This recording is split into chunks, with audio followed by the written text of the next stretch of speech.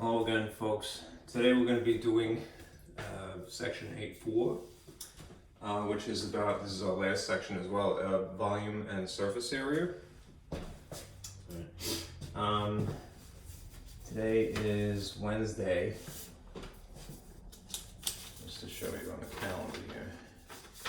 I don't know why I do this, but it makes me feel better. Today is Wednesday, the 4th of November. Next week you see that there's a test number 2. Alright, because we're now at the last section for this run of the material.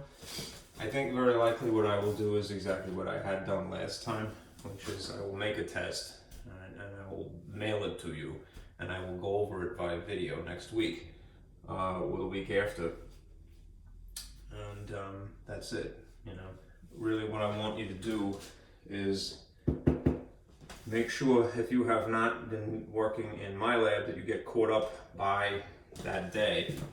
Alright, so by the day of this test, November 9th, you need to really make sure that you have all of the homework accomplished. Okay? So, I'm trying not to distract you, just make sure that you get that done. Okay? Alright, now as for the packet, this is comprised of a formula sheet. Alright, this has all volumes and surface area formulas, and also, sideways, sorry, Euler's polynomial formula, polyhedron formula. Okay. Then there are some classified visual aids for what a polyhedron is, and so forth. All right. Paper as well. I stole all of this from the textbook, of course. And there are the actual problems. Right? I'm going to probably spend the majority of time going through these, or if not all of them, then most of them. All right, so do try to print that out if you want to follow along. Okay. And we'll get started.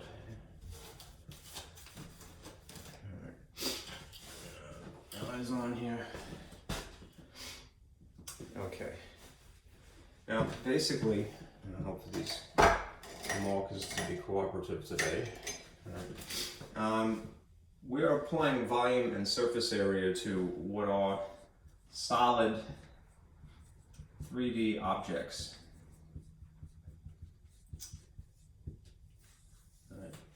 The technical name for a solid 3D object is a polyhedron.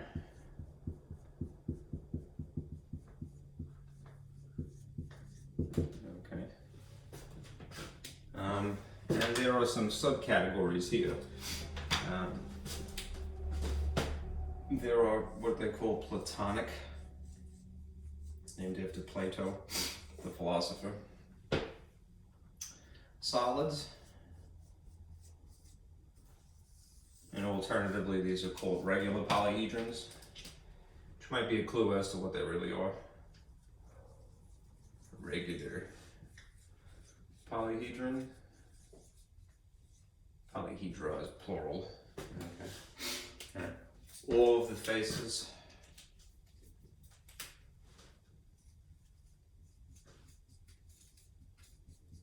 of the polyhedron are regular polygons,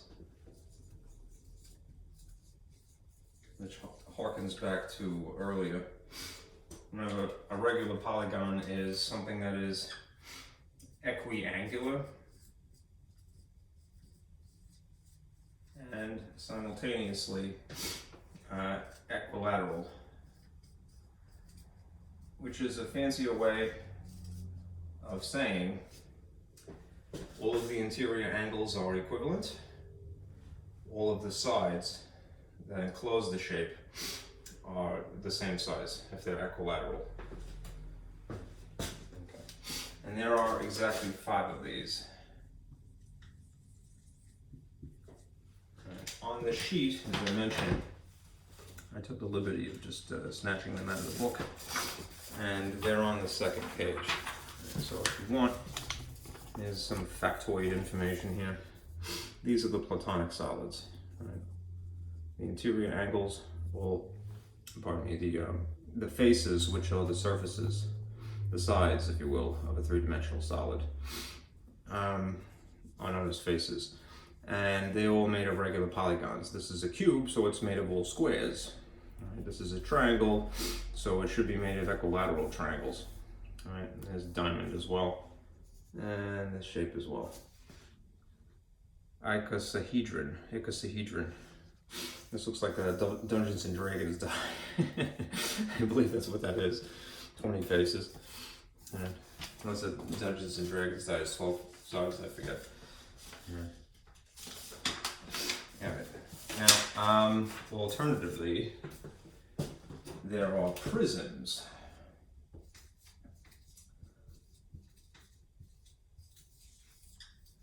Okay. And prisms have some more specific characteristics. I'll try to limit myself to this much space at least. And if I have to, I will change the perspective here. I have to fix my board, it's starting to warp. Okay. A prism is a three-dimensional solid, and it's a polyhedron. They're polyhedra if you talk about them in plural. That consists of two bases, which are the faces, but just on two sides, opposite of each other, that are congruent, meaning equal, essentially. Polygons. Remember, polygons are two-dimensional, polyhedrons are three-dimensional. But they have this other characteristic. The lateral faces, they're called,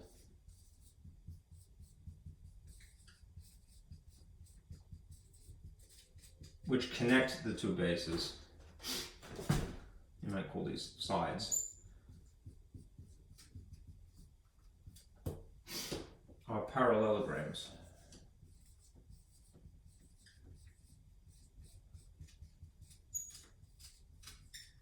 Which means that they're four-sided shapes.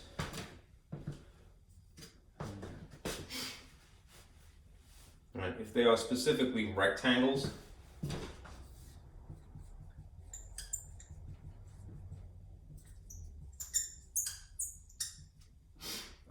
then they would refer to this as a right polygon. Pardon me, a right prism. As long as those are made of rectangles specifically, rather than just parallelograms, which is slightly more general, remember. Okay, now notice this distinction. It's not drastic. Faces is any side of a three-dimensional shape. Right? Bases are a specific type of face. They are opposite of each other.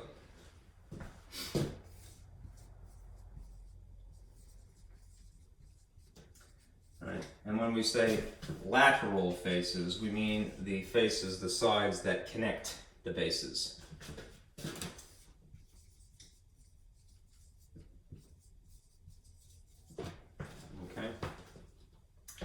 And if it's a parallelogram, pardon me, right, they're four-sided, those individual sides.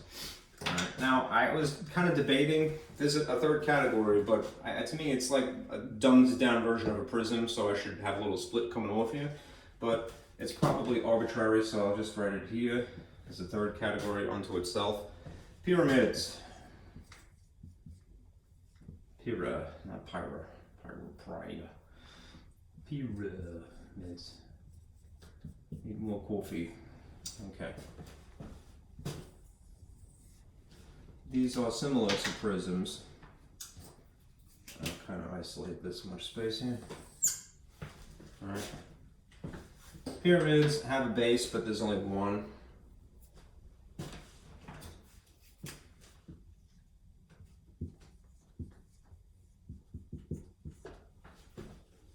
So it has a face that is, basically its bottom, if you will. There's no up or down, but think of a base in the classic gravitational sense that we are subject to. They have one base, and the sides, lateral, I don't know if that's appropriate, but I'm going to say it anyway. Lateral sides, lateral faces, meet at a point.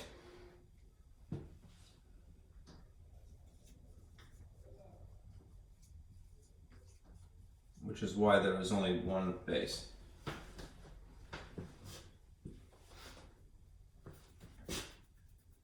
Okay.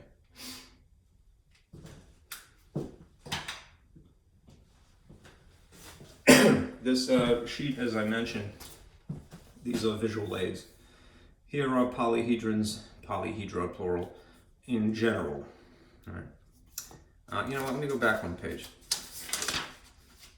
Here are solid three-dimensional objects in general. A sphere is not really a polyhedron, because a polyhedron would have sides. A sphere does not have sides. All right, here are Platonic polyhedra. All right, those 5 examples. So here's generalization polyhedra again. Here are prisms. Notice that the lateral faces are rectangular.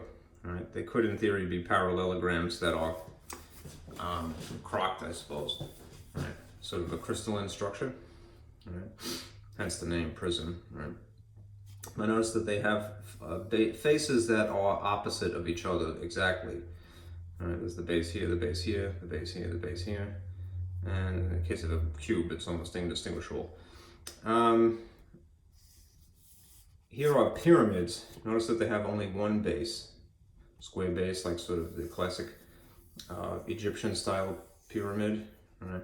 Here's more of a dunce cap. I like this one. It's cute, right?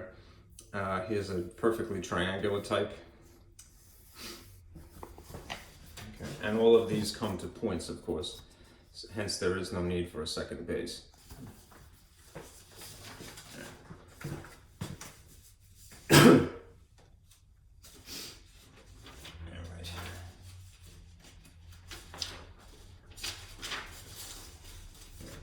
This. Hopefully my eraser will cooperate.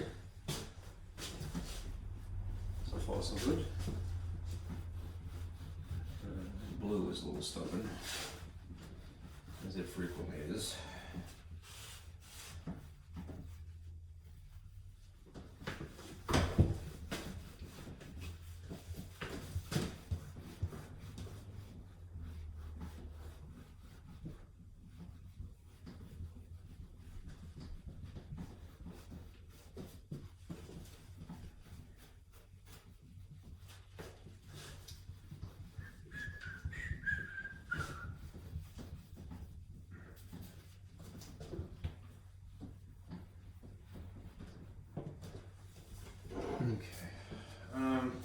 Let's see. Okay. Now, as for measurements, we have what you might classify or define as 3D object measurements.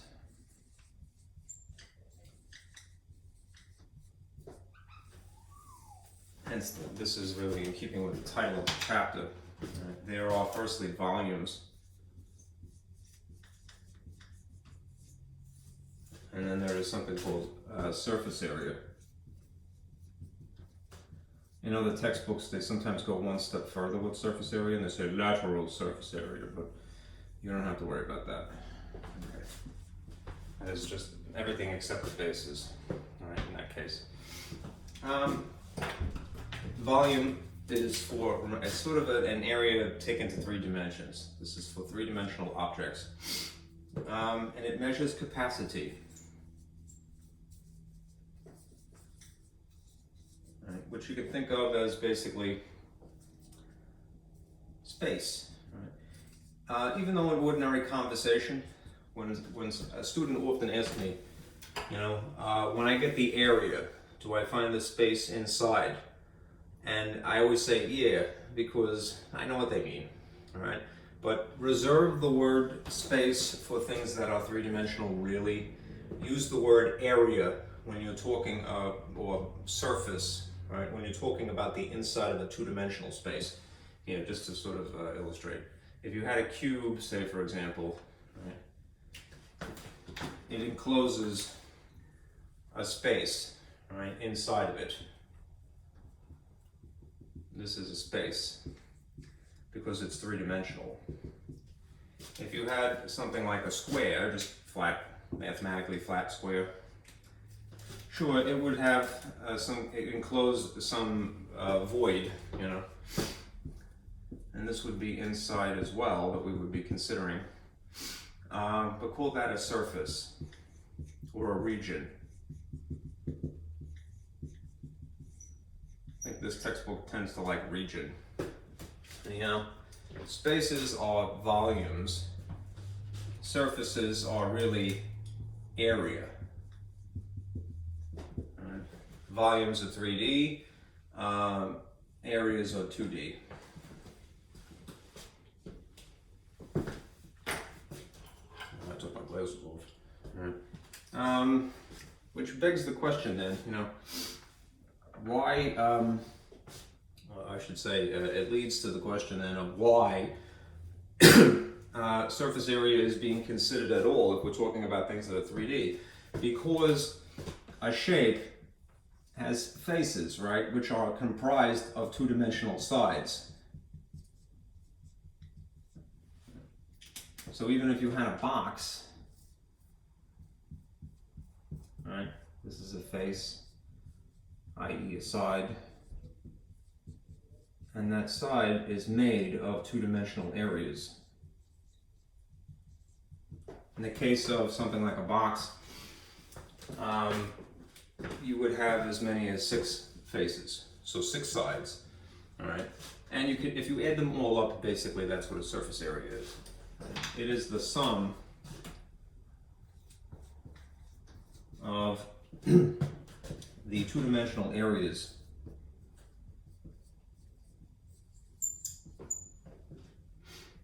of the faces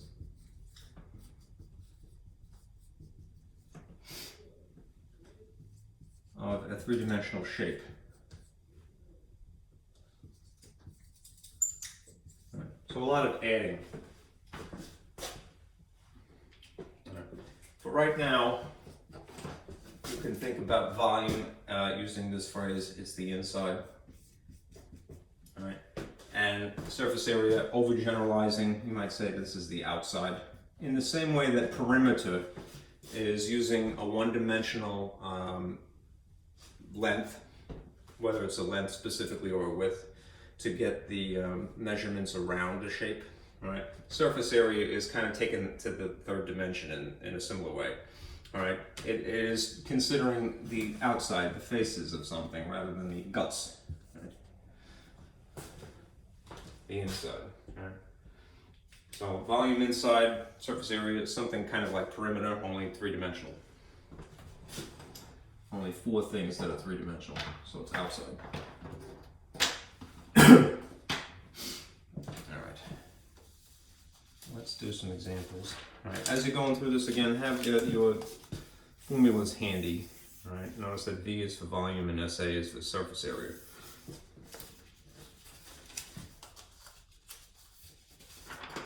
right. Get a sip of water.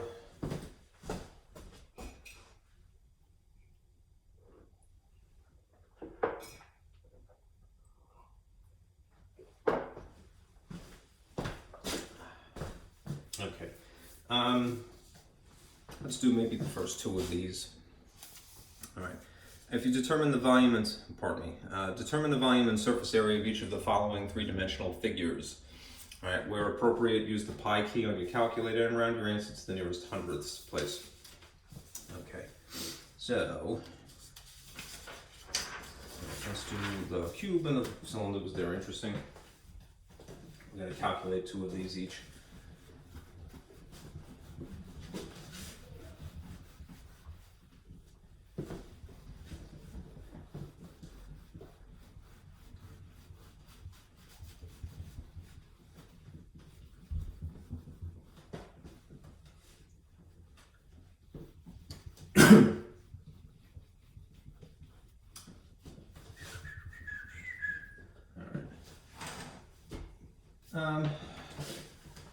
In the case of example 1A specifically, you see that you have a rectangular solid, that is the technical name of a box.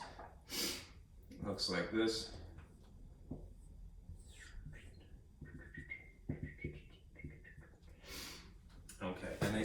dimensions of 10 feet this way, and 2 feet this way, and 5 feet this way. And from that you could calculate firstly the area, the volume, what am I saying? From this formula. Oftentimes it is written in italicized script letters L, W, and H, as in length, width, and height. Right? And these are those respectively. And then interchangeable. You could call that technically the length, and you could call that technically a height, but this is sort of the orientation of length, width, and height. You do have to be careful, or at least conscientious about the units involved. Right? Make sure that they're all consistently the same unit. A lot of times a more challenging problem will throw you. You do all the calculating correctly, except the units are different. So you can't really technically combine them until you have adjusted them. In this case, they're all feet, thankfully. So it's really just 10 times 5, times 2 times 5, if I go with that. Okay. 20 times 5, and this ends up being 100. If it's feet times feet times feet, what is a logical abbreviation for 3 iterations of the same thing being multiplied? Feet cubed. And that's why the volume would be 100 feet cubed. If, on the other hand, you're looking for the surface area, that would be a little bit more challenging because you have a lot more parts to combine. Right? Maybe I should do it here. The surface area is, again, a sum, right? Which means it's a lot of things added together. But it is the sum of the surfaces area.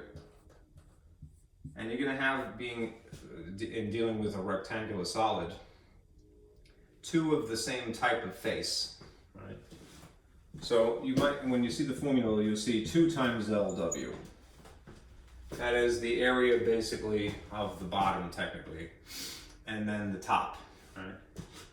I don't want to really mess it up too much, but yeah, take advantage of my markers here. If we think of this as being a length and a width, this thing that I'm highlighting in red here, then it has a clone up here that is exactly the same dimensions. That is why it's 2 times that. And then you'll see swapping out for a second grouping, a second pair. So let's just say a width and a height.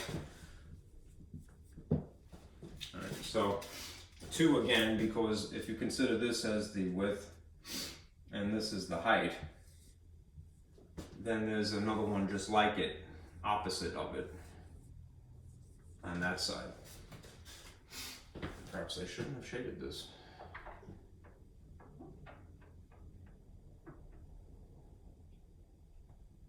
Okay.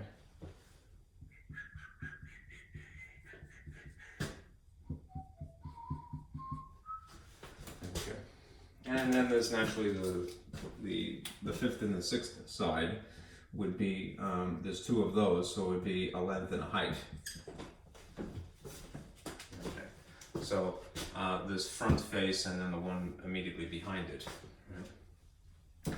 Anyhow, just realize what you're dealing with. That is an area unto itself. That is an area unto itself. That is an area unto itself. And we're just using 2s because there happens to be 2 of each type. So if you figure out this area independently of this area, independently of this area, then multiply by 2 and add at the end. It's basically following the order of operations. So let's say it's 10 times 2, that means that this is really 20. If it's 2 times 5, then it's really 10 times 2, right? And if it's the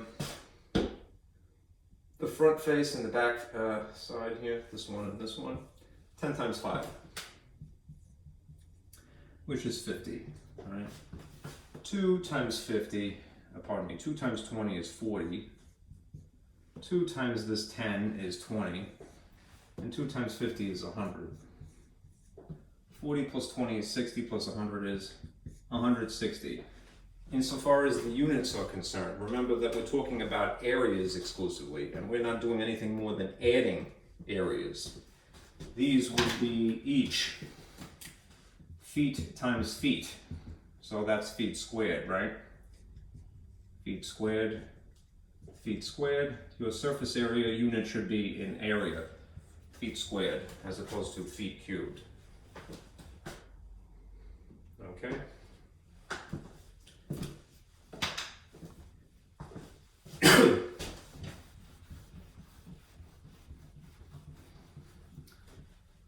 I would say a cube is probably the most challenging because it has, well, it has the most work involved.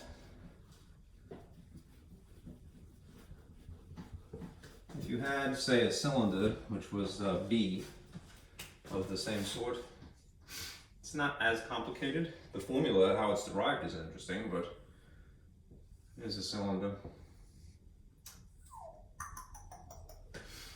The dimensions that are relevant are a radius, which is labeled as 3 inches, and an inside, the height here, which is drawn on the inside, doesn't have to be, is 7 inches. Alright. So, if we got the volume, the volume, you can kind of think of this as being layers that are pancaking.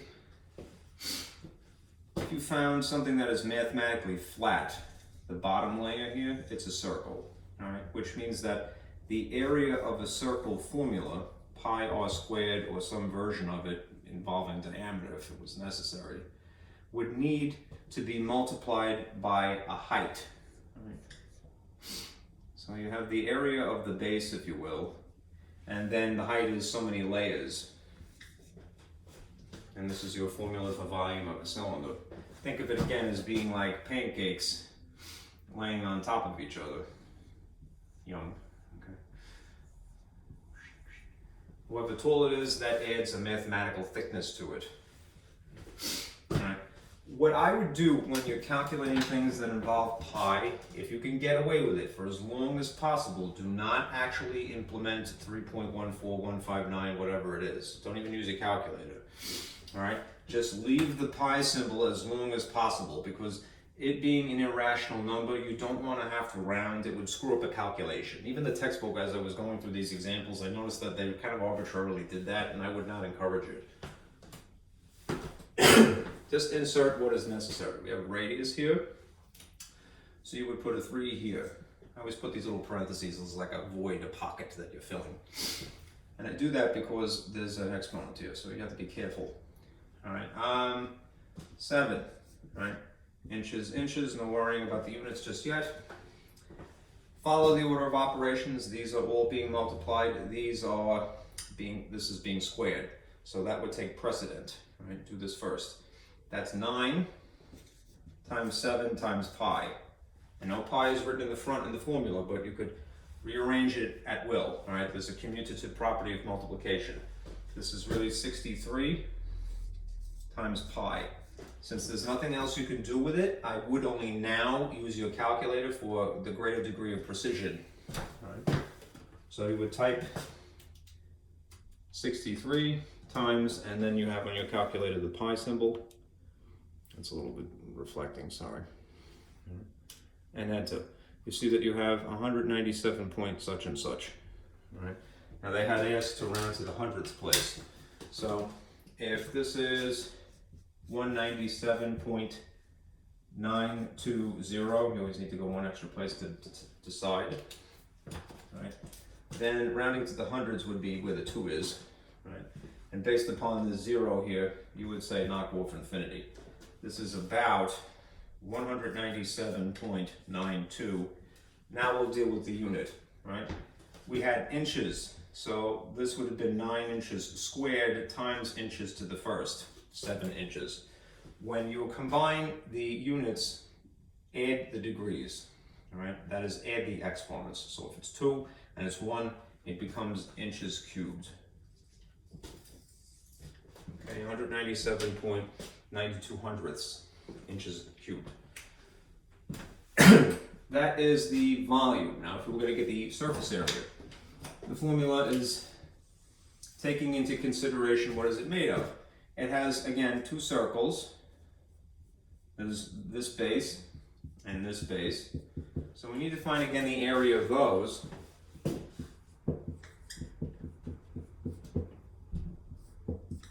There's the area in the formula, and there's two of them. And then there's considering what the side of the, that goes all the way around, what that is consisting of, right? If you were to take this cylinder, and if I had a piece of cardboard, it might be a little bit easier to note. Well, what have I got? I'll just take a piece of paper. If you were to take a piece of paper and curl it up on its side, you know that you could make a cylinder naturally, right? Like that. The edge here of this circle would be a circumference, right? Technically speaking, right? Which is pi times diameter. All right? If you unravel it, the edge is still a circumference, right? What is the other dimension that is this way is still a height, right? So you have a height and you have a circumference as the two dimensions that make up what would be a rectangle if you unraveled it. Right. So we would have that firstly. This is an area, and this is an area of two circles. And then we have this additional part here. We have, if it was a rectangle unraveled, the dimension this way is a circumference, which is pi times diameter, right, in its simplest form. And the dimension this way is a height. If we were just calculating the area of a rectangle, or technically a square as well, we would really just multiply two things together, right? A length and a width is what we would call them. But in this case, we can't do that. So what we will do instead is we will write pi times diameter times height. That is a circumference times a height.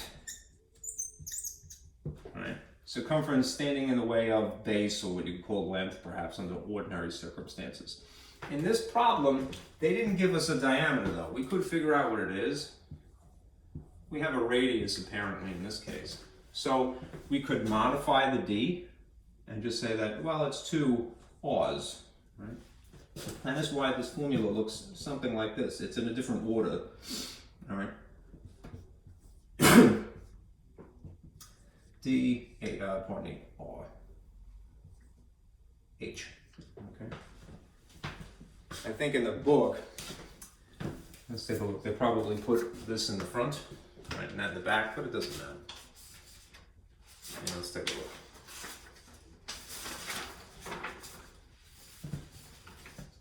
There's a cylinder, yeah, 2 pi r, that is the circumference, times the height makes that an area of a rectangle, technically, and 2 pi r squared is the two circles that are the bottom and the top, okay, areas.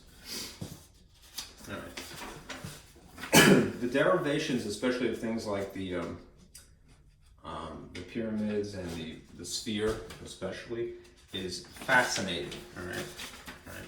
Take kind of a while. I don't know if I would do it justice, but there's a video I had watched. Somebody animated, right? How you could derive a formula for things like spheres, surface area or volume. So I will try to find that again, and I'll link it for you. It's purely a computer-generated drawing. All right, but the fellow who did it, he did a really nice job. All right. Anyhow, we're going to insert our values. If you wanted to be crafty, all right, you could do one extra thing here. It's not required of you. You might notice that there are some key features here and here, and you could factor them out. You could factor out 2 pi and at least one of the r's, and then you would have r plus h left over. But let's not go there if you don't want to get into factoring. All right, it's just an alternative. 3 would sit here, and it would also simultaneously be here, right? You do need to follow the order of operations, and 7 as well would go here. So these things are all being multiplied. If they're bunched together, they're factors really, which is why I mention it. but if you had to follow the order of operations, you would square first. So this would be really 9 times 2 times pi. Here is an instance again where I would hold off. Do not put 3.14 in yet. Just reserve the symbol for right now. All right. It's not wrong if you do it, but you're going to have to end up rounding a lot, and rounding kind of screws up a calculation. All right. In this case, it would be 2 times 3 or 3 times 2 times 7. Yep. Times pi. I'm just purposely rearranging the parts. Right, before I combine them. 9 times 2 is 18 pi. Think of that as being a letter. It is. All right. 3 times 2 is 6. 6 times 7 is 63. Pardon me, it's 42. 42 pi. All right. And now you have 18 pi and 42 pi. So again, you don't have to put 3.14 here and get a decimal and then round it. Right? Do that dead last if you can help it. Just combine these. They're the same. They're like terms. This is a pi thing. This is a pi thing. So if you added 18 and 42, what would you get? Exactly 60 with a pi attached to it. Now use your calculator at that point. All right, so if you got 60 times pi, you would have this. Sorry for the reflection. 188.492 looks like. 95. Okay. So if you round to the hundredths place, right, this is 188.495. So you would say this is approximately 188.50, right? The hundredths place would be where the 9 is sitting, right? Based upon there being a 5 here, you would go 1 digit higher, which would become 10. But since it's 10 is a double digit number, it would encroach upon the next place, the tens place, hence it's 5. Anyhow, if they insist upon hundredths place is where you want to cut it off, then put the 0 there. Okay. Now, the units were inches. This is an area, this is an area. So this would be inches squared. Okay, 188, sorry, it's out of the frame, 0.50 inches squared. That's not an M, I swear, it's just sloppy script. Okay.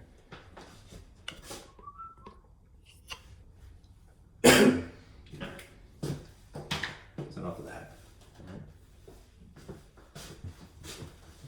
If it gets dark, I should probably turn the light on.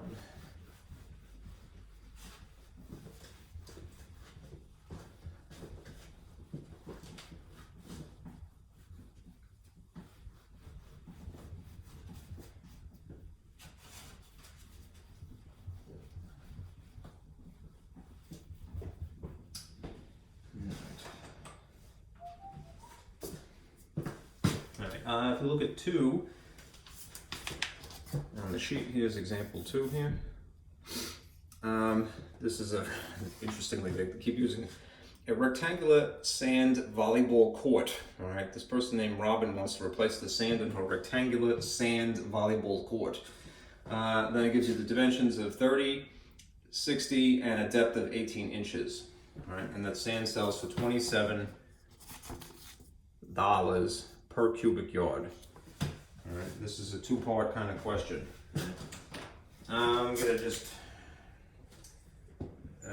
simulate this condition here as quickly as possible as a volleyball court.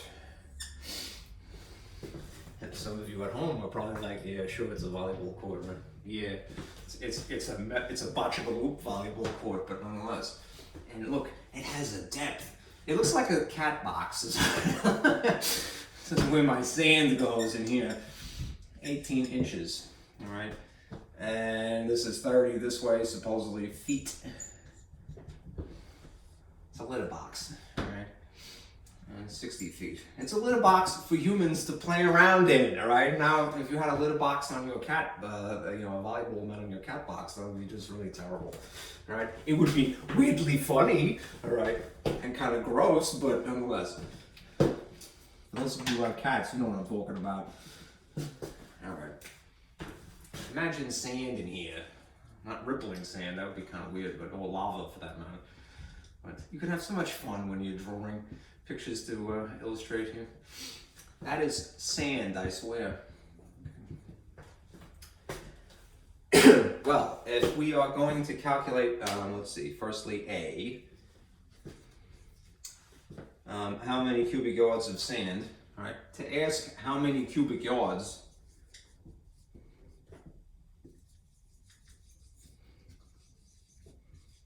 all right, is to ask you to find a volume.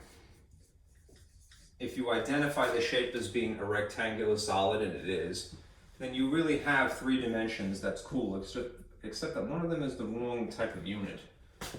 So here's our formula. Volume is equal to length times width times height.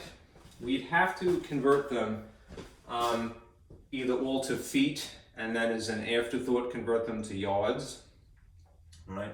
Or just do yourself the favor and do the converting before you multiply, which is probably better. So if we have 60 feet here, right?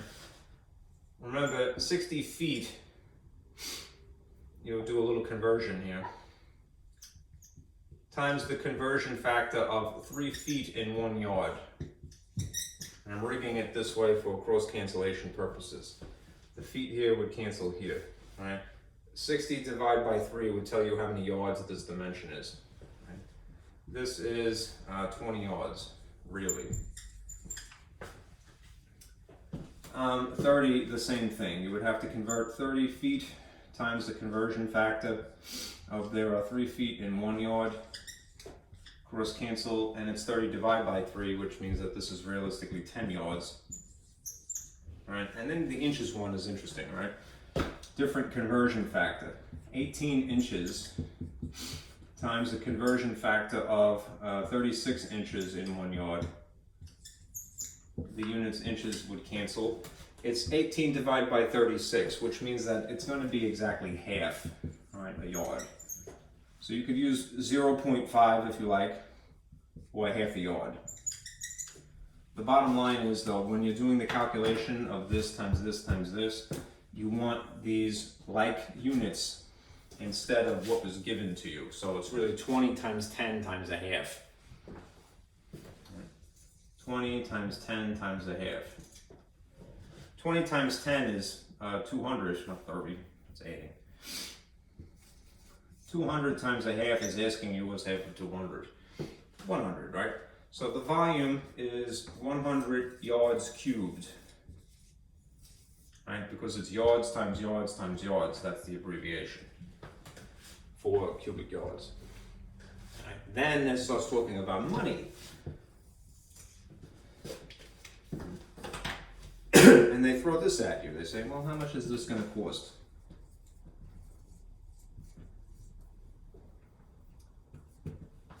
Based upon this conversion factor. They mention that, what is it?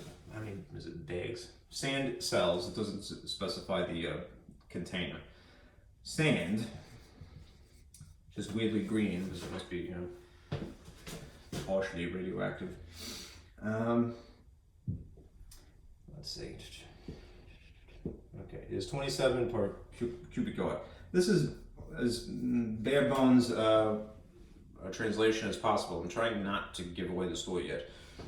$27 per yard cubed. That's more or less how it looks in the sentence. You know, they might have written, and they wrote out cubic yards, but so what? Convert this to, write this in the style that is more fraction-esque, you know, sort of stacked. You could either have it as 27 over 1 yard cubed, or if it's a convenience, switch those. So you have 1 yard cubed over $27. Okay. And to figure out the cost of sand, it would be 100 yards cubed times this conversion factor. We will choose this orientation or this orientation based upon what we'd like to cancel and what we'd like to be left with. If we want money as an answer here, then dollars has to be on top. and then we would want to cancel out yards cubed. So I'm going to put yards cubed here, and this relationship, all right? $27 times 1 cubic yard. So this unit cancels this unit. 100 times 27 is $2,700. Okay. Sorry for the messiness. All right. And that is the cost. Let me clean up a bit.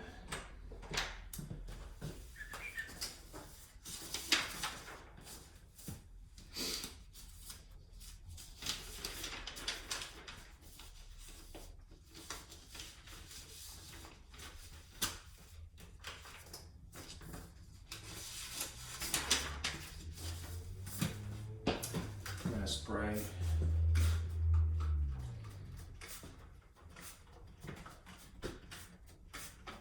The triggers get sticky.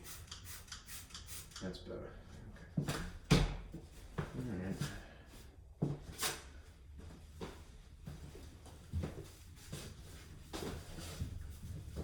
It gets a little too dirty after a while that I can't even write on it.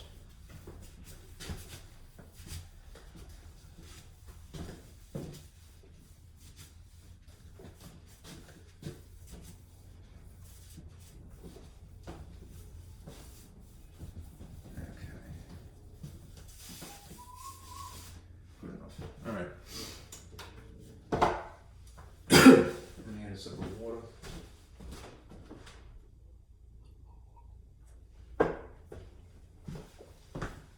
Right, if you look at question 3, that's this here. Right. Painting a large volleyball. Somebody has an obsession with volleyball. I overwrote this.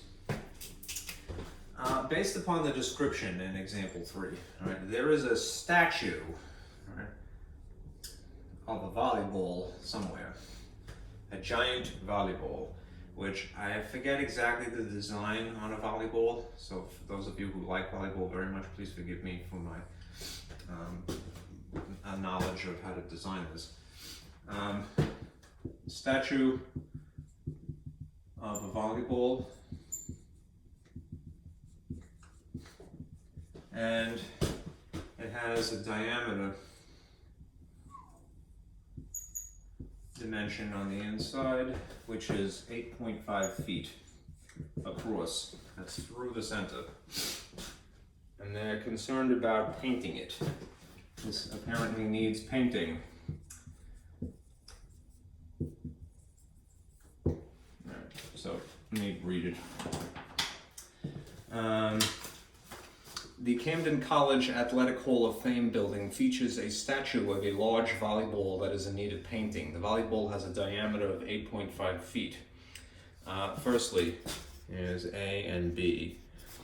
All right, determine the surface area of the volleyball. Okay. Why? Because you're going to then find, if given 1 quart of paint covering 100 square feet, how many quarts of paint will the college need to buy to paint the volleyball? Okay, we need to find the surface area. The surface area is, if you take from formulas here, of this, well, identify first of all, I should ask you, what is this type of shape? All right, a ball shape. It is a sphere, all right? So I'm attempting to write in subscript here, the surface area of a sphere specifically is 4 pi r squared. Right. If you're curious how they came up with this, again, there's an awesome video, I'm going to desperately try to find it later, that shows you how cleverly you could figure this out. You would not need calculus in theory. You could use, this is part of what calculus is for. Calculus will help you derive, all right, volumes of complex figures. All right, but you don't, they had, I want to say, if you go back far enough in time, like even in the ancient Greeks, right? They determined these formulas without calculus, right? So it is possible, right? You just have to be clever, right? It's kind of elaborate though. All right. Anyhow, 4 pi r squared is the formula for surface area of a sphere specifically. Notice that the formula is using radius, and we are given purposely a diameter. So what we need to insert in here is really a diameter divided by 2, right? Because a radius is half of a diameter, right? What is half of this? 4.25, right? So it's really 4 times pi times 4.25 squared. And don't forget to square it first. All right. If you want to, again, rearrange it it's in the order that you're going to enter it into your calculator, squared, times 4 times pi. Leave pi dead last, all right?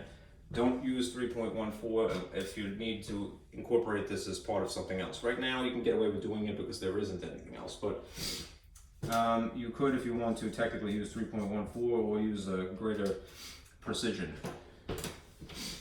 a more accurate incarnation. The pi button goes to at least 10 decimal places on your calculator. So it's 4.25 squared. If you're going to enter this all in one shot, be careful to use the parentheses. So there's a parentheses. It's kind of hard to see, right? Naturally. 4.25 squared would look like that, right? Times 4 times pi. That's the order in which I would type it, right? To circumvent any error. Okay, equals. Okay, you get this figure.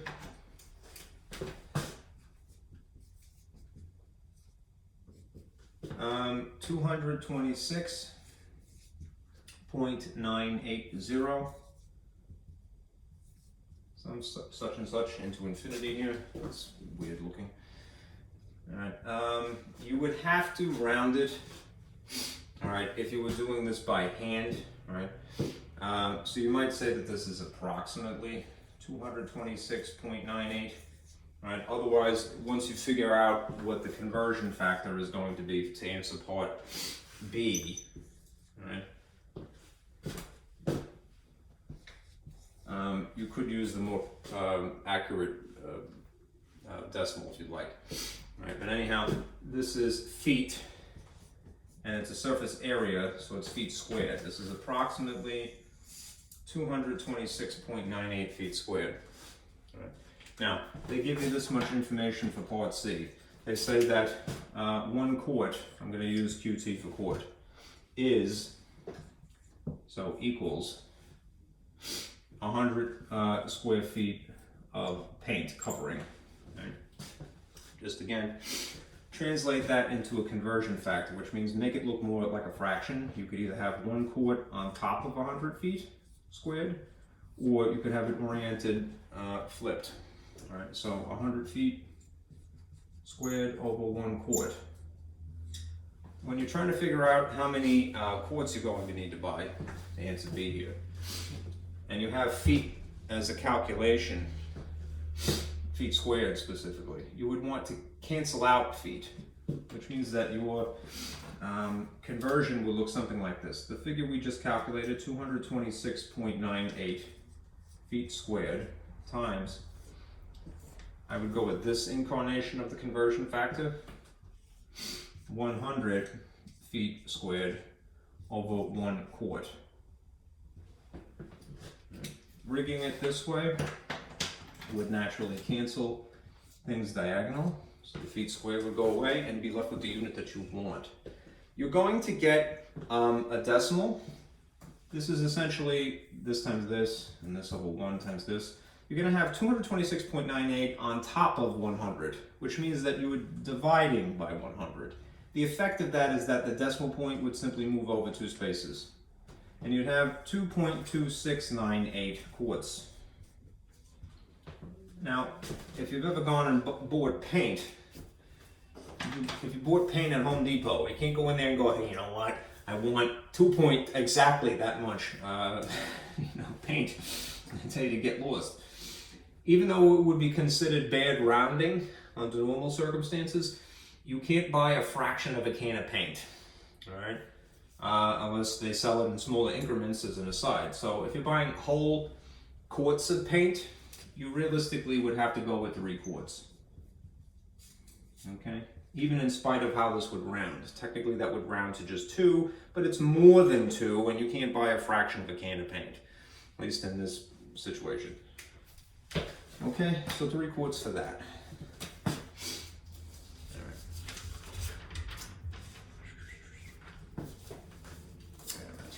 Are we on time? Yeah. All right, let's see. This is 4, all right? Gordon has 3 silos on his farm. The silos are each in the shape of a right circular cylinder, which means a regular cylinder. One silo has a 12-foot diameter and is 40 feet tall. The second one is 14 diameter and 50 feet tall. And the third silo has an 18-foot diameter and is 60 feet tall. All right, what is the total capacity of all 3? And if Gordon fills it with food for his cattle, and he uses 150 cubic feet per day, how many days will this until the silos are empty? Excuse me. Let me draw the picture. All right. In this situation, you have to calculate total volume of 3 things combined.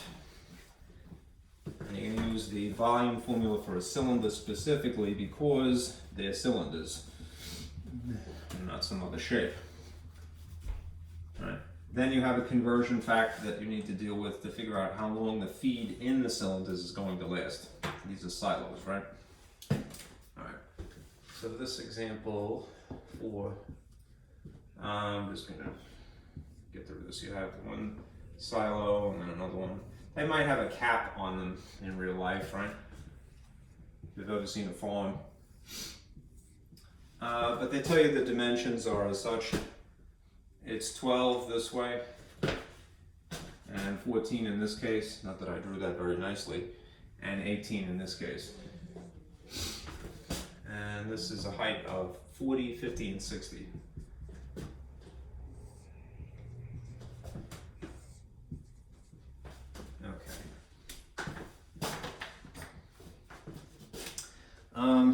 Let's see.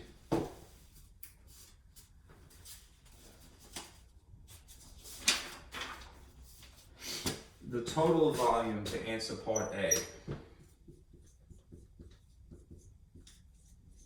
would be the volume of the first silo, the volume of the second silo, and the volume of the third silo added together.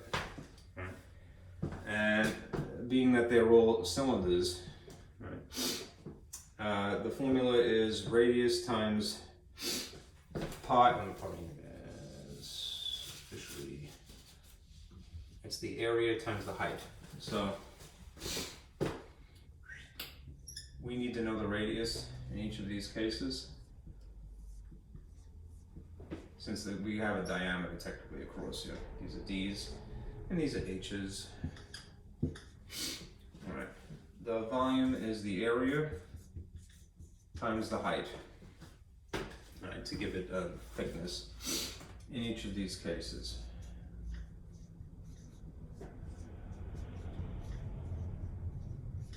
Okay.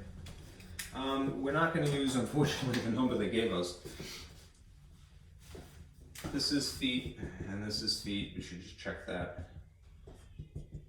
Feet. They're all the same unit. That's cool, right? What is half of 12? 6 is the number we're going to really use here. What's half of 14? 7. That's the number that we're using here. Half of 18, that's the number we're using here. 9. All right. If again you're going to purposely arrange it, all right, I'm going to put 40, 50, and 60 in sequence. Rearrange it so that it is 6 squared times 40 times pi. 7 squared times 50 times pi, 9 squared times 60 times pi, and deal with pi dead last again. All right? These should really be isolated, and we're going to add last, well, second to last technically. This is really 6 squared, so you really should do that first. That's 36 times 40. All right. Which is, I believe, 14. I don't know why my throat is closing again. Pardon me.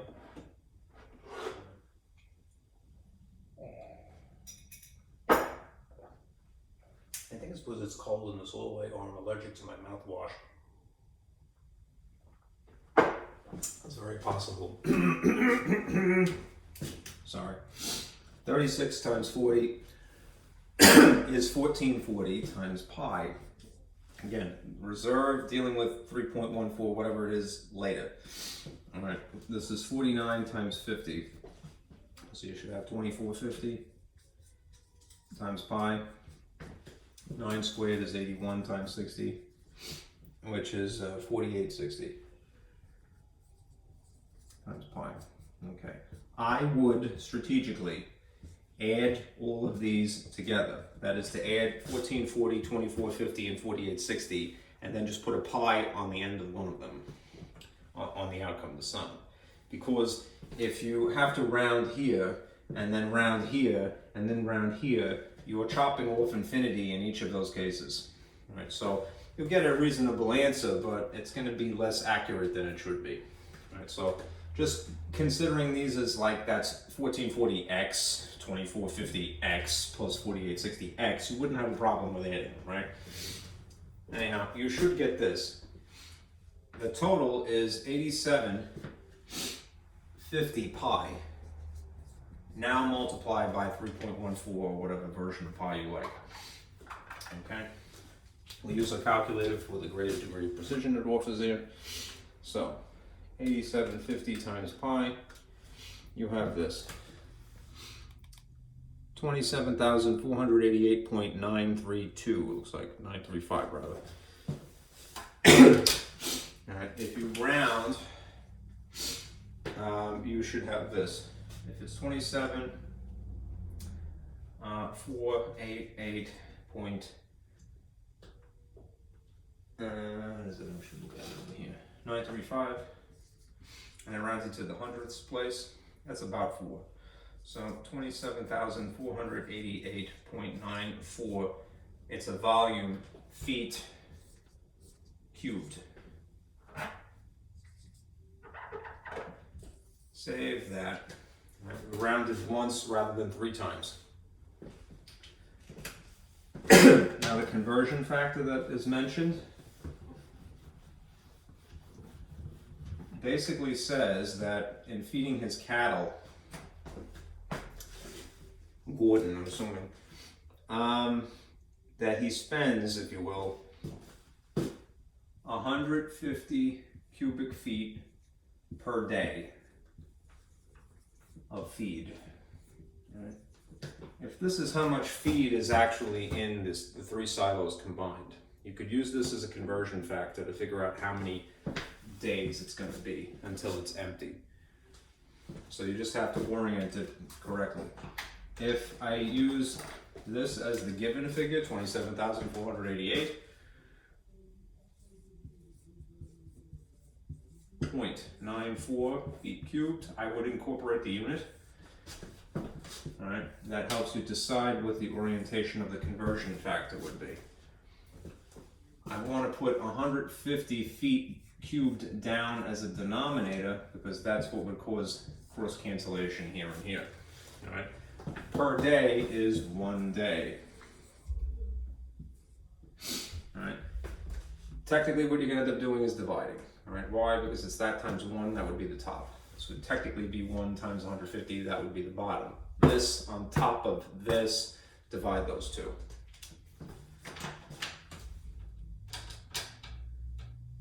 And you should get something like 183 days. Using the numbers that I have here, this would be 183.2596, whatever it is. And we want to calculate in so many days, right? So this is a situation similar to what when we were talking about paint, all right?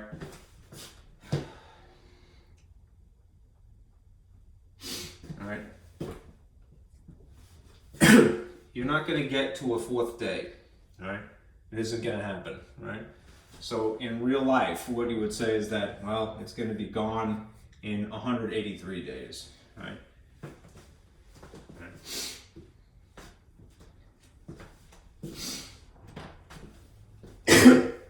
Sorry, I'm dying on on camera here. I'm dying. Okay.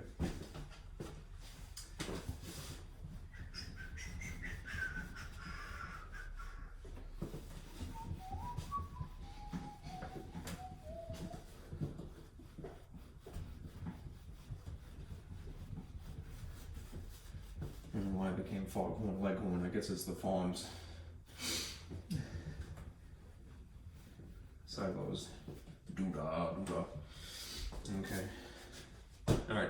For example 5, it's asking you to use Euler's equation. Alright, first of all, Euler's formula, I should say, because Euler's equation is another thing. Polyhedron formula. Maybe not immediately practical, but it is interesting. What Euler had noticed is that if you have a polyhedron, a three-dimensional solid object that has sides, not just a sphere per se, it would have naturally vertices. And it would also have edges. And it would have faces.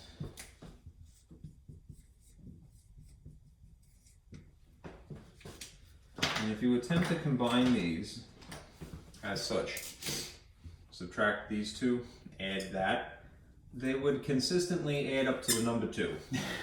This is kind of cool, right? Alright, first of all, what are vertices? Vertices are the corners, if you will. Right. Edges are it's kind of silly to say it that way, but the line segment formed by the intersection of two faces. Right. There are line segment formed by the intersection of two faces. That's a mouthful, right? And what are faces? Right? They're the two-dimensional sides. Right. So, for example, if you had, I'm trying to think of the easiest thing I can, a pyramid, and that was a basic type of pyramid. Doesn't have to be anything technical. This should work for all polyhedra. Right? It has corners, right? It has vertices. Right? This is a vertex, that's a vertex, that's a vertex, that's a vertex. They're the corners. Right? The edges are the sides here that are formed by two faces meeting. Right? It's a line segment technically formed by the intersection of two faces. Right? And a face is any one of these flat two-dimensional sides. Okay, so in the description, I know that was going to happen. Why is this suddenly so tight? The cap is on there, that's why. If you read the description of 5, there it is. It doesn't specify the name, but it says a certain polyhedron has 20 vertices and 12 faces. Determine the number of edges on the polyhedron. We're given this much information. We're given 20 vertices, and we're given 12 faces, right? And we're asked to find the number of edges. Via algebra, we could infer what the edges are. Right? So if I just wrote the numbers out, it would be 20 minus something mysterious plus 12 equals 2. Combine what you can, that is, perform the arithmetic before you perform the algebra, which is to shift the sides here. So, positive 12 and 20 would be 32. 32 minus this mysterious thing is equal to 2. You could put a letter if you like. A logical letter would be E for edges, or leave a question mark, same difference, right? But now that you have it as simplified on one side of this equation as possible, now remember from algebra you could perform opposite operations in order to isolate the letter E. The easiest course of action would probably be move 32 and then deal with the negative later. What is the sign of this 32 if it's not written? What would you assume it is? A positive. So if you wanted to justify picking it up and plopping it over here where 2 is, going over equals, perform the opposite operation. The opposite of adding 32 is naturally subtracting. Yes, you're going to get a negative, but don't panic. We have a negative E. The 32's cancel. You then have this. You have negative E is equal to the difference of positive 2 and negative 32. One of each sign dictates that you subtract. That means that you're going to reduce the size of the figure. It's going to go to 30. And it will match the sign of the larger magnitude, which is really the digits. So negative 30 is what you have. If negative E is equal to negative 30, you could treat this as a negative 1 that you're moving. The bottom line is that you're going to get the number of edges is 30. Okay. The positives. A negative divided by a negative is a positive. A negative divided by a negative is a positive. Okay. 30 edges on that shape.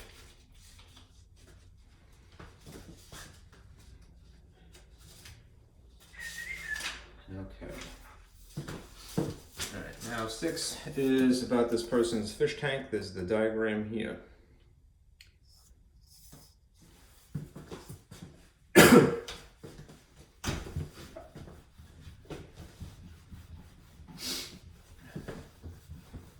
Into this problem, we're probably going to go back to void again.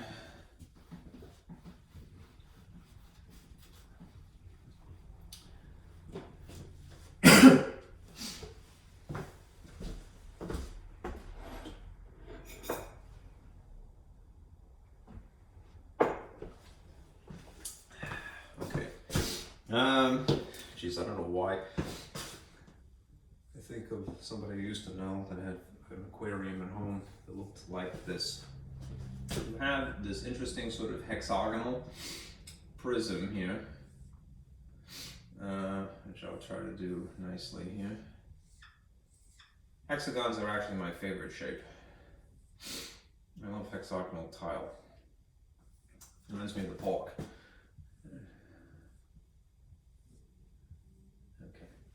Now, this would be classified as a hexagonal prism.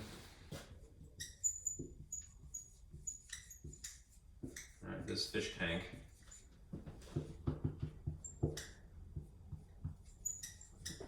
Because it has 2 bases that are congruent to the same type of shape. Right? A regular polygon and a regular polygon here.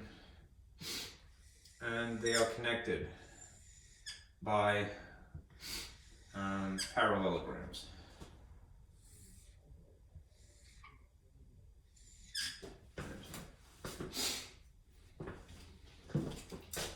Get kicked out of art school for that. You know, this is pretty bad. All right. The dimensions that are quoted to you in the drawing are that. Let's see this. The whole thing is 24 inches, is it? Looks like yes. 24 inches tall, so that's a height. And then each one of these sides is 8 inches. On the inside, although it's drawn up here, from here to here, that is across this, it's not a diameter because it's not really circular, but it goes across in a similar way, is 16 inches, which means that in here, this is 16 to the center, across it is 16 rather, and this would be 8 and 8. Kind of a peculiar drawing. And I tell you even further still that it's 8 and 8 this way. 8, 8, 8, and 8. Believe it or not, you have all the information you need to find the volume of this. There's no formula given to you for a hexagonal prism, but you could still figure out what it is. There's a generalization, you know, point to it. Right. When you have a prism, here's an example of just a prism. The volume formula could be, very simply, capital B times H. Capital B stands for the area of the base, right?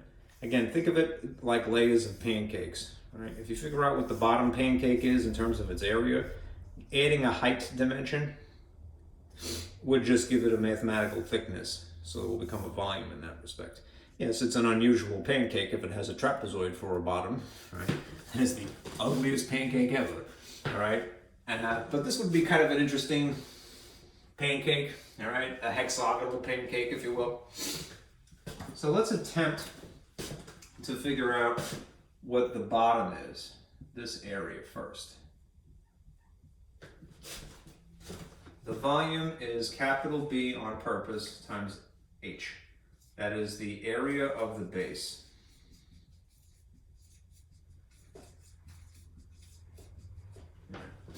The area of the base happens to be a hexagon, and we don't have a formula for that. But what is a hexagon if you look at it? We have some other shape that we can borrow a formula from. If I cut it in half, what type of shapes do you see? Just sort of isolating this pancake layer here. Just paying attention to one or the other, right? That's a trapezoid, which is one, I always love that word trapezoid because it sounds like an alien, extraterrestrial Star Trek species, you know, like, oh no, the trapezoids are coming, you know. Zoid, you're a zoid. Anyhow, the formula for area of a trapezoid, and we would have two of them, two trapezoids, one here and one here, all right, would give us the area of this base. If the area of a trapezoid, I'm going to use a capital A here, is equal to the height times the base here and the base here, B1 plus B2, and then cut in half, that's the normal area. Right? Multiplying by 2, because we have two trapezoids, would basically cancel out this 2 here. That is part of the area formula for a trapezoid by itself. All right. You could figure out what it is from older. The last sheet here is the formula for trapezoids. The area is equal to 1/2 the height times these lengths here. This is base 1, the top base, if you will, and the bottom base. But if we're going to multiply by 2, what I'm getting at is that it's going to basically take the half out of this formula entirely. So you could compensate, you know, ahead of time if it is convenient for you. If not, go slow. There's no sin in that, really. The height dimension is inside here, right? It really would be, if it's saying in the drawing that it's 8, 8 from here to the center, from this side to this side, then if you just sort of extend this over to the edge, the typical drawing for a trapezoid is something that looks like this. I'm just going to highlight it in black here. That's the height, all right? And it is actually 8, all right? So you would put an 8 here, all right? The bases are coincidentally the same number here, 8. At least the one along the edge here. So we'll call that 8, called B1. And then if you consider this middle as being the other base that runs this way, it's 2 8s. It's 8 and 8, which is really 16. All right, so again, if I'm not considering that I'm going to multiply by 2, this is what the formula would be. 1/2 times 8 times the sum of 8 plus 16, because that's the length this way, and this would be the length this way. All right. 8 plus 16 is 24. 1/2 times 8 times 24 You could do this in any order that you like.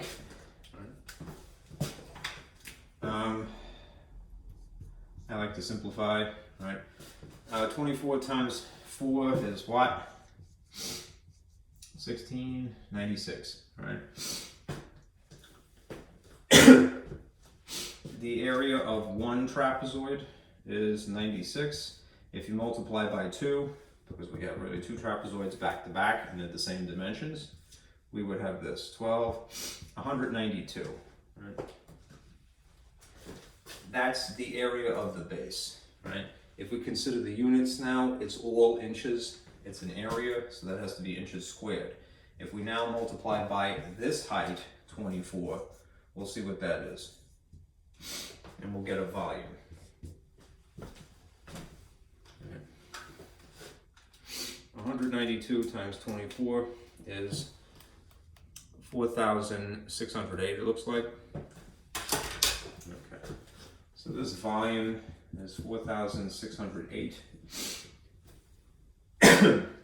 inches cubed. All right. Then there's a question of conversion again. I need the space, so I'm going to erase this. What is quoted to you is, let me pull this up.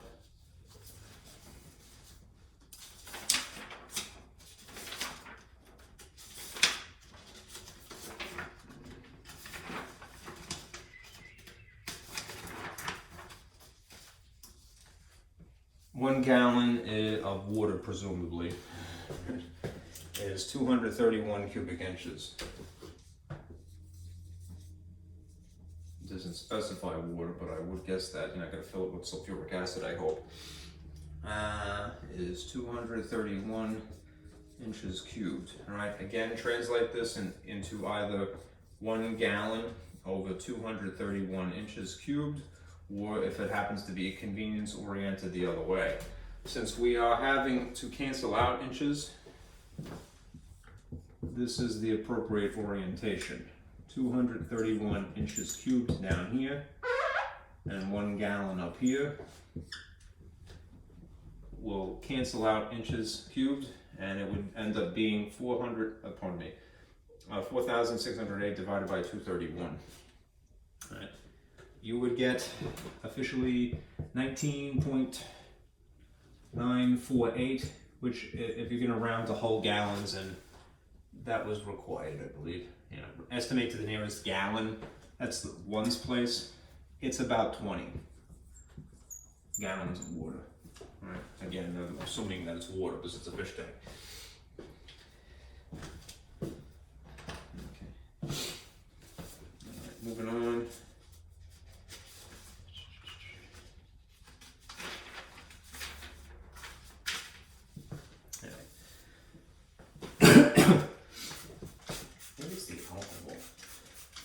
Rubbing alcohol, breathing in it is probably not good.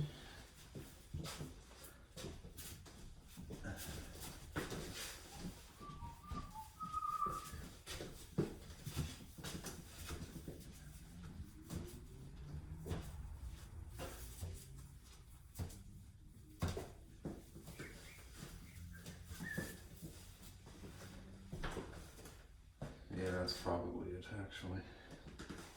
There's no smell-o-vision, right? Thankfully. When you see this example 7, right, it says determine the volume of the remaining solid after the cylinder, triangular prism, and square prism have been cut from the solid. So you see this sort of beige rectangle here, this box, and inside it is a cylinder and a triangular prism and a square prism. If you can imagine these 3 things suddenly taken out of it, all right, or subtracted from the entire container, you can get the leftover funny irregular shaped volume. Right. So as a quick formula here,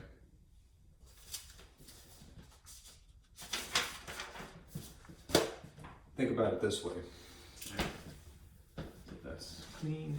This is example 7. You have a box, and in it there is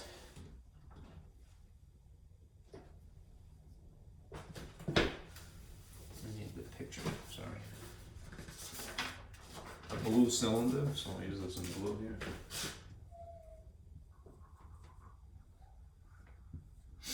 And a prism that looks like that. And I don't have yellow, so I'll just use green here, reluctantly.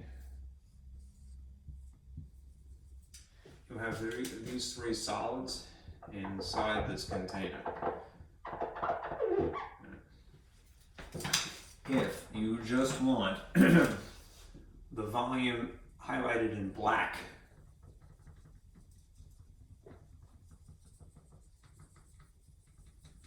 and think about what you must do. Right? If you want this total volume, then what you need to do is find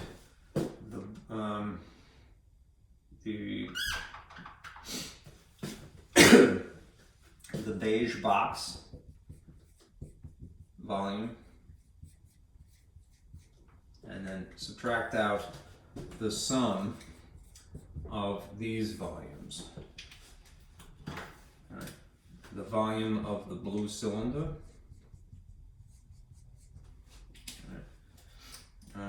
plus the volume of, it really should be yellow,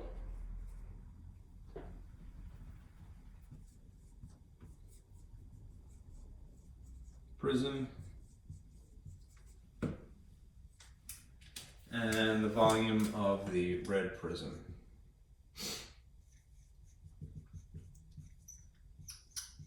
You could subtract them out piecemeal, but to me it would be easier to just add something first and then subtract them once. So there's more than one way to do it, of course, but that's the way I chose to do it. All right. Recognize what you have. The beige box, which I can't draw unfortunately, is this shape.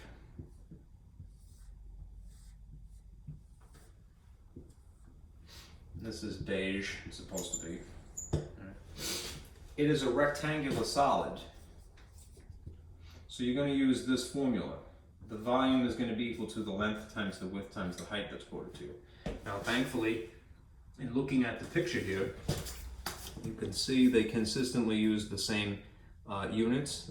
They're all inches, right? Nothing else, no other units. All right, so no conversions, thankfully. All right. So you would use that formula. And then the other things, the red cylinder would be a similar situation. It's really a length times a width times a height. All right. The volume of a prism is the area times the height. Let's see, no, I'm confusing that. I'm sorry. The area of the base times the height. And the blue cylinder would be pi r squared times h. Okay. These are things that you could just take from the table, of course, so I'm just going to point it out on the sheet here.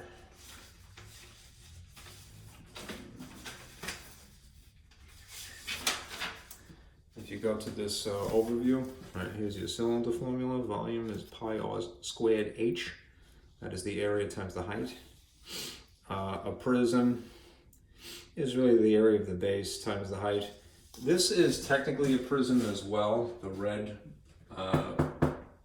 sort of box here. Right. So you could, in theory, calculate the area of this base and then just multiply how long it is for a height dimension.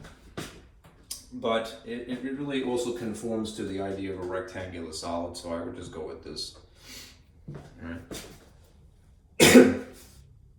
All right. And then the triangular prism, you have to use that. All right. If this is a triangle for the bottom, all right. This is base times height divided by 2 first. Okay.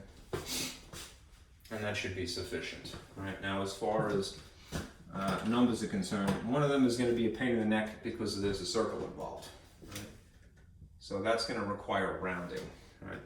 But basically, what you should get is this. Right? This is about 37.70 inches cubed.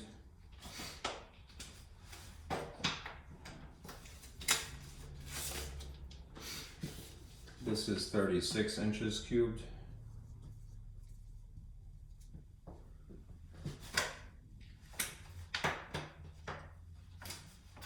And this should be 48 inches cubed.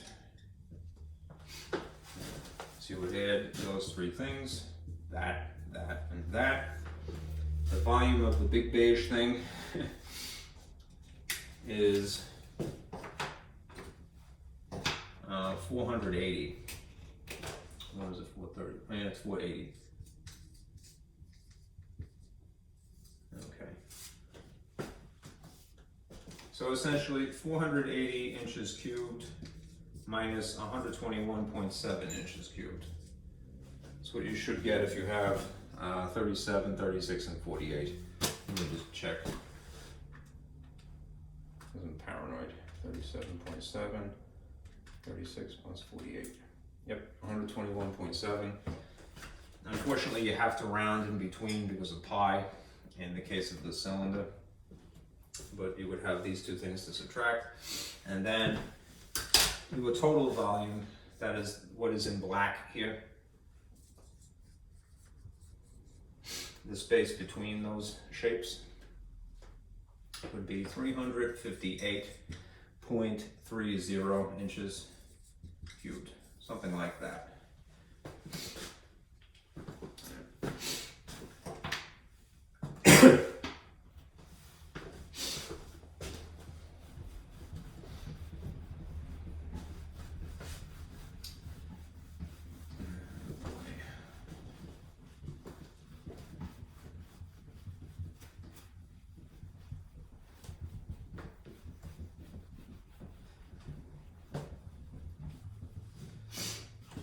Okay, all right.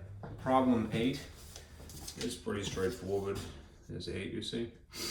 Determine the volume of a pyramid shown in this figure. So use these dimensions here. Okay. This formula is 1/3 the volume of a full rectangular prism. Right? That's just the nature of pyramids. It's a little hard to imagine it when you have a pyramid that's oriented this way, that it comes to a point more or less just above the center of the square. But if it was oriented towards the right, and you would call it, I believe it's a yangma, is what you would call that type of a pyramid, a right pyramid, sort of slanted a little bit more like this. It turns out that if you had 3 pyramids of that orientation, they would fit together as a perfect cube. Right? So that's why the formula for the volume of any pyramid is 1/3, right? The area of the base again, because the base could be square, it could be triangular, it could be something else, times the height. Okay? So you really just need to know what the base area is and then how tall it is.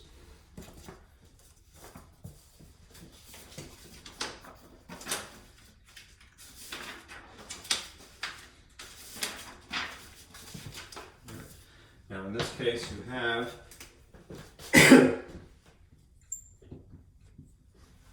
basically this illustration.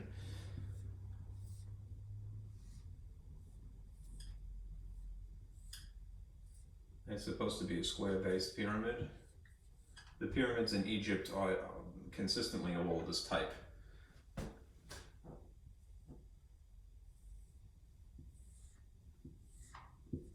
So if we're going to figure out, please, this area that is down here, area of this base, and the base is, in this case, square. So if volume is 1/3 the area of the base times the height, right, we would need to figure out what a side is. And it appears to be 5 meters. 5 meters this way, and you could certify that this is in fact a square because it's 5 all the way around. So side squared is the concise formula for area of a square. You could use length times width, it would still work, but this is a more abbreviated version of this. This is really 5 squared. The height is how tall it would be, right? And according to this illustration, it's 6. And I should check that these are all the same units, and they are all meters, so good. All right. So you would have a 6 here. And you have 1/3. Right. Again, be careful. You really should square before you do anything else. But you could put these things in whatever orientation you find convenient after you've done this. Okay? So this is really 25. And if you treat it as fractions, yeah, I know it's a fraction times a second fraction, you could at will cross simplify. For example, this 3 and this 6 are both made of the number 3, so divide by 3, you get 1 here and you get a 2 here. Which means that it's realistically just 1s in the bottom, they can go away. 25 times 2 means that this is 50 meters cubed. That's the volume. Problem 9, I'm going to need this space. Yeah. I'm only kidding.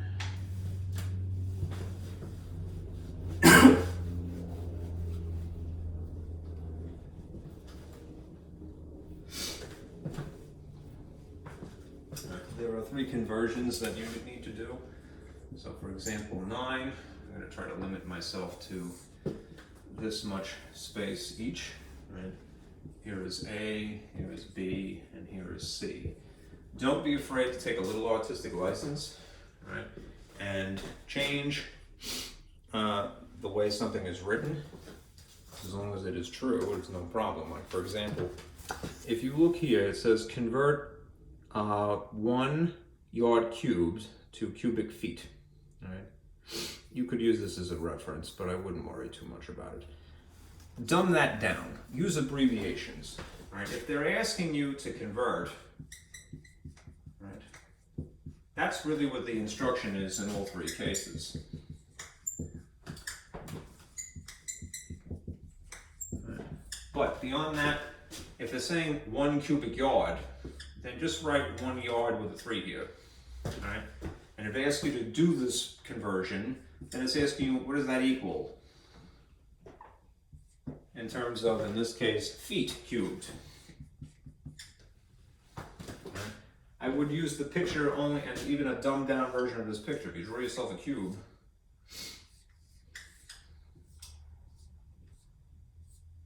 remember, if it's 1 cubic yard, then it's 1 yard this way, it's 1 yard this way, and it's 1 yard this way.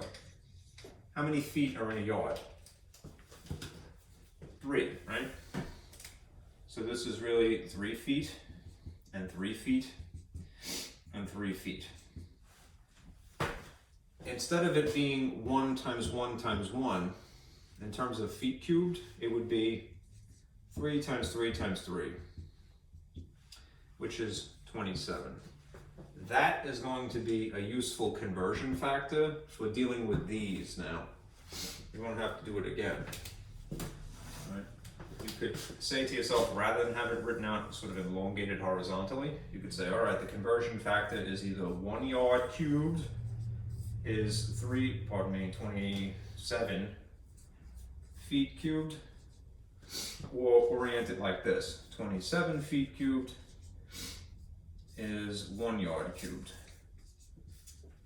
You have the tools that you need to answer these other questions. In this case, to simplify it, they're asking you to take 8.9 cubic yards and convert that to so many feet cubed again. All right, this is what you're given. 8.9 yards cubed times yards, yeah, that's a word. And now I'm going to choose from either this option, this orientation, or this, for the sake of converting to that. Remember, if what you want is feet cubed, that has to be on top. If what you're trying to cancel out is here, yards cubed, that has to be on the bottom. So I'm going to go with this incarnation of this conversion factor. Sorry, it's a little bit faint. See if that's a little bit better. 1 yard cubed is 27 feet cubed. So you're going to multiply in this case. This cancels this. This times this is your answer. 8.9 times 27 is apparently 240 feet cubed, 0.3.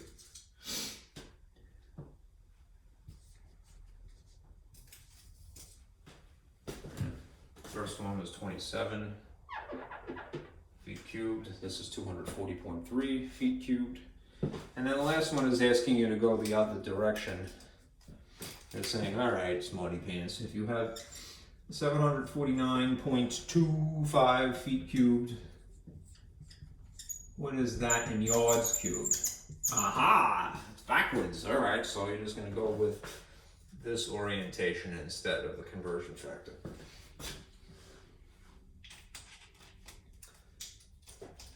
So 749.25 feet cubed.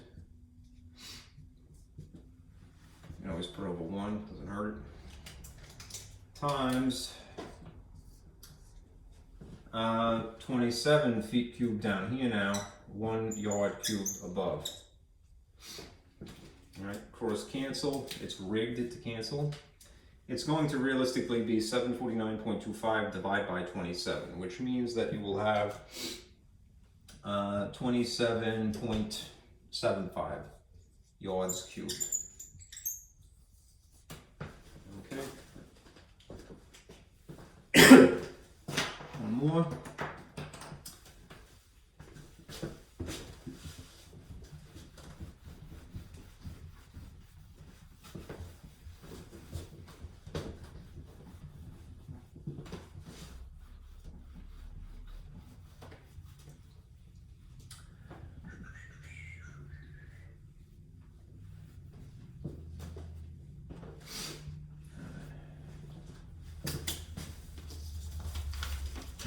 Number 10 is a filling. This is a weird question. I'll show you this. All right, here's problem 10. Filling a swimming pool. Not with water. All right. It says Madeline recently purchased a home with a rectangular swimming pool. The pool is 30 feet long and 15 feet wide, and it has a uniform depth of 4.5 feet. Madeline lives in a cold climate, so she plans to fill the pool in with dirt to make a flower garden, which is cool, right? But it's a little weird, right? How many cubic yards of dirt will Madeline have to purchase to fill the swimming pool? I can't imagine why someone came up with that. I mean, it's kind of cool, especially if you're trying to make a victory garden, you know. But geez, you know, why did you have a pool to begin with? You know, if you're not going to use it. Anyhow, I didn't write these, I swear. Here is a pool, which is a rectangular solid, right?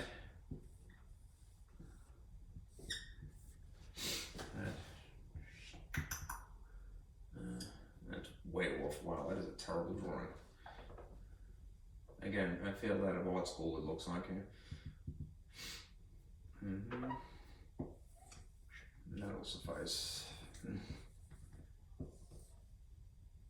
Don't mess around with it too much. That's what I get for making fun of somebody filling their dirt pool. Alright. Anyhow. The dimensions of this pool of dirt are 30 feet and 15 feet, and this is 4.5 feet deep. Alright, so a length, a width, and a height, if you will. Alright, height and depth are interchangeable. Alright. How many cubic yards of dirt to fill this weirdo pool? Well, you just need to figure out the volume, right? But just realize they're asking you kind of a trick question, right? If it's a volume in cubic feet, what is that essentially in cubic yards? Right? So we will calculate it in perhaps what is given and then use a conversion factor, or attempt to convert each of these first, right? Either way is totally cool, right? You'd end up having to use 3 conversions though in the process, so that's a little cumbersome. It might just be more strategic to go, all right, let me just figure out what it is in cubic feet first and then convert once rather than thrice. Right? So the volume is the length times the width times the height. This is feet, feet, and feet, so it's realistically 30 times 15 times 4.5. Right? And if you multiply 30 times 15 times 4.5, you get 2025. Right? Since it is, again, feet times feet times feet, that abbreviated would be feet cubed. It's a little messy, so maybe I'll write it in black here to emphasize. This is 2025 feet cubed. Right? To get it in cubic yards, I'm going to multiply by a conversion factor that cancels out strategically cubic feet. So I would put feet cubed down here and yards cubed up here. We already know from those previous examples, right, that 1 cubic yard is really 27 cubic feet. And these would therefore cancel here. You're going to divide 2025 by 27. All right, and you should get 75 cubic yards. All right, of dirt. If it's a victory garden, cool. If you're just growing flowers, you're an eccentric person. I filled in my pool with dirt. No, that's not what I would do. I shouldn't judge. It's not nice. All right. Anyhow, that is it. All right. Let me just put this away so I don't lose my stuff here. All right. As I said, if you wanted to, you can go through these problems by watching this video. The most integral part of this is really the formulas, and this is upside down again. Euler's polyhedron formula. The test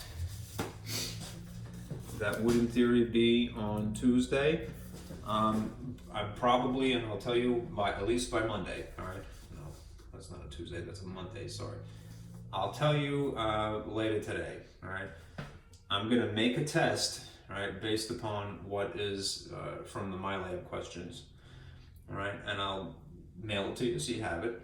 All right, and I'll make another video on Monday. All right, just working through intricately each of the solutions. All right, you don't have to submit anything to me. I'll just give you the credit.